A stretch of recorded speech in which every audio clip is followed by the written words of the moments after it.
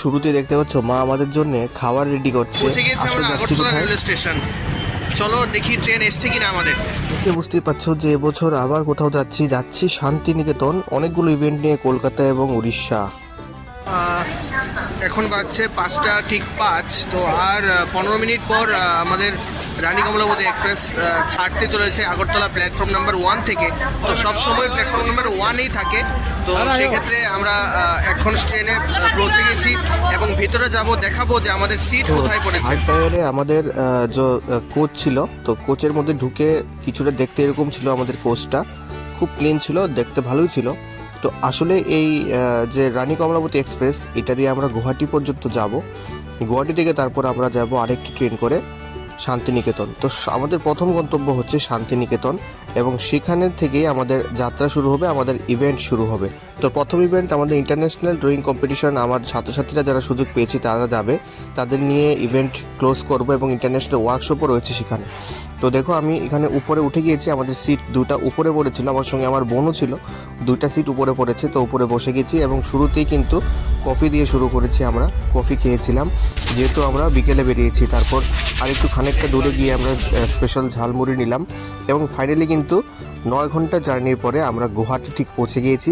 গুয়াহাটি পৌঁছে এখানে আমাদের প্রথম কাজ ছিল প্ল্যাটফর্মে একটু ওয়েট করা, কারণ আমরা ওয়েট করছিলাম এখানে সরাইঘাট এক্সপ্রেসের জন্য, যেটা যাচ্ছে গুয়াহাটি থেকে সোজা হাওড়া। তো এখানে আমরা দুপুরে লাঞ্চের জন্য একটু কাপ নুডলস নিয়ে নিয়েছিলাম।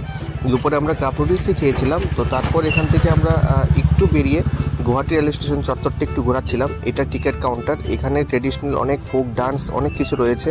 গুয়াহাটি স্টেশনে স্পেশালি বিহু ডান্সের কিছু অপরূপ রেপ্লিকা তৈরি করা রয়েছে এবং কিন্তু স্টেশনটা সত্যি খুব ক্লিন ছিল। ক্লিনেস্ট যদি কোনো রেলওয়ে স্টেশন হয়ে থাকে আমি তাহলে গুয়াহাটিকেই সেই প্রাধান্যটা দেব।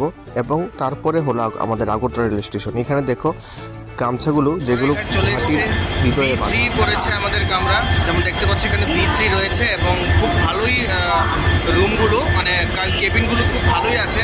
এখন ভিতরটা দেখাবো আর সবটা ট্রেন তোমাদের একবার দেখিয়ে দিই। এটা সবটা কিন্তু ট্রেন দেখতে পাচ্ছ রেড রঙের, যেটা এটা সবটা ট্রেন।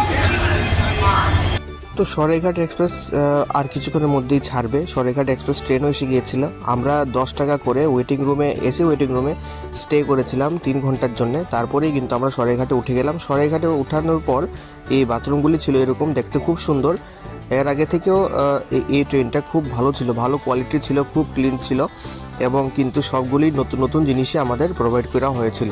যেহেতু আমাদের থার্ড টায়ার মানে থার্ড এসি আমরা নিয়েছিলাম, তো সেক্ষেত্রে এখানে কিন্তু ফেসিলিটিসগুলো খুব ভালোই দিয়েছিল, চার্জার পয়েন্ট থেকে শুরু করে। তারপর কিন্তু এখানে চার্জ দেওয়ার লাইট আর এখানে কার্টুনও ছিল উইন্ডোর মধ্যে। এবং তারপর এখানে কিন্তু আমাদের যে দেওয়া হয়েছিল সেখানে অনেকগুলো দুটো বেড দিয়েছিল, একটা পিলো দিয়েছিল, একটা ব্ল্যাঙ্কেটও দিয়েছিল। এবং বাইরের খুব সুন্দর দৃশ্য দেখতে দেখতে আমরা বেরিয়ে গিয়েছি গুয়াহাটি স্টেশন থেকে শান্তিনিকেতনের উদ্দেশ্যে। তো সিনারিক ভিউটি কিন্তু খুব সুন্দর ছিল। যেহেতু আমরা সকাল সকাল বেরিয়েছি, তো সকালেই আমরা বেরিয়েছিলাম, তো তারপরও কিন্তু তখন কুয়াশায় ঢাকা ছিল। সকালটা থেকেই দুপুর পর্যন্ত কুয়াশায় ছিল। আমরা গুয়াহাটি যখন ক্রস করলাম তখন আমরা একটু রোদের দেখা পেয়েছিলাম এবং দেখতে পাচ্ছ যে আস্তে আস্তে কিন্তু রোদ দেখা শুরু হচ্ছিল। আমি পজ করে করে ভিডিওটা করেছি, না হলে ভিডিওটা অনেক লেন্দি হয়ে যাবে, তাই পজ করে করে ভিডিওগুলো করছি 1 ঘন্টা 2 ঘন্টা পর পর। তো টোটাল জার্নি ছিল আমাদের 18 ঘন্টা। 9 ঘন্টা ছিল রানী কমলাবতী এবং 9 ঘন্টা ছিল আমাদের যে সরাইঘাট এক্সপ্রেস। দেখো কতটুকু সুন্দর লাগে সিনারিক বিউটিটা দেখতে। তো আসলে জার্নিটা একটু বেশি হয়েছিল আমাদের, কারণ আমরা ডাইরেক্ট ট্রেন পাইনি যেদিন আমরা বেরিয়েছি। তাই দেখো ঘুমাতে কত কষ্ট। ঠান্ডার মধ্যে তো শান্তিনিকেতন ঢুকে আমরা পেয়েছি, মানে টেম্পারেচার ছিল 8। তো ফাইনালি কিন্তু আমরা লাগিয়ে দেবো 25 ভোর টেম্পারেচারে আমরা ভোর 3:30টায় নেমেছিলাম।